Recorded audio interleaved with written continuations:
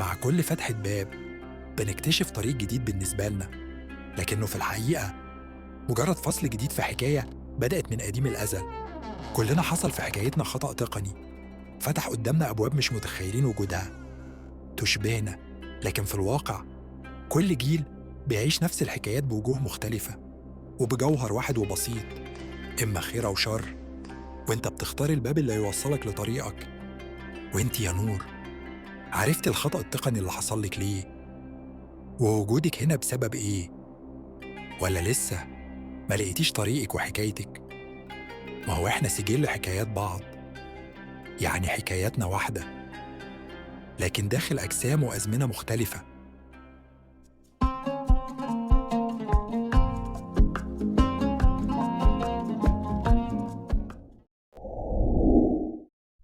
حكايات النهاردة هكون أنا مفتاحها يا نور، هنقلك جوه صفحاتي وأواخر حكاياتي. كل صفحة حكايتها مختلفة لكن نفس المعنى.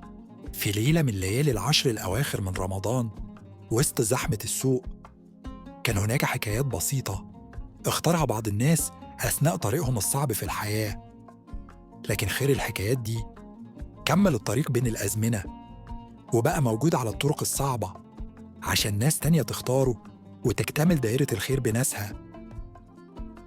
وتعالي معايا نشوف حكاية العم هلال. العم هلال كان عطار، وفي يوم خسر تجارته بسبب إن المساعد بتاعه سرق وصفاته لصالح العطار المنافس، مع إن العم هلال كان معروف بكرمه الواسع وطيبة قلبه، لكنه اختبار صعب بين إنه يأذي المساعد والعطار المنافس له. وكانت الفرصة قدامه لكنه صبر، ويشاء ربنا ينزل الفرج على العم هلال في ليلة يوم فردي والناس رجعت لعطارته، لأن حتى لو وصفاته كانت في كل السوق مش هتبقى زي اللي بتتعامل من إيده.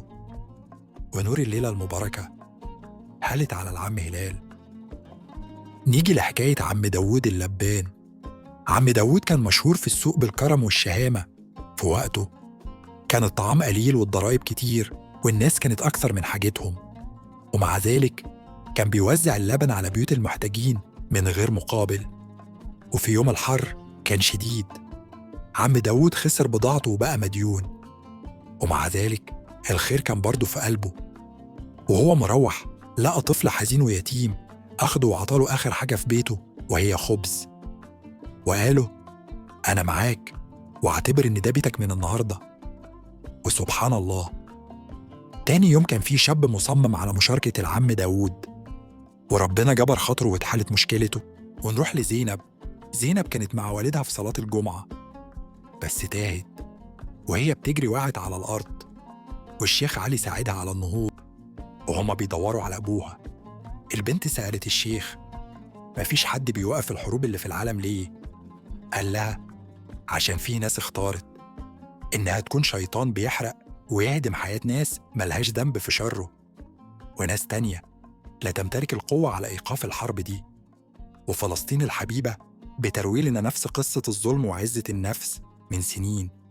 في اعتقادهم إنهم بيكسروها، لكنهم بيكسروا نفسهم وبيزيدوها عزة. بيهدموا بيوت ويبنوا عداوة وكرة مع كل نفس حية مش هتسيب صقر إخوانها. فالحق دائما لا يموت ولا ينطفئ. ودي حكايات الكتاب يا نور، بين طريقين خير وشر، وحكايات بسيطة مكررة لكن من غيرها تهلك إنسانيتنا. وكده جمعنا كود الكتاب، لكن ناقصه حكاية عشان يكتمل وترجعي البيت، وهي حكايتك يا نور اللي هتتكتب في الكتاب. السلام عليكم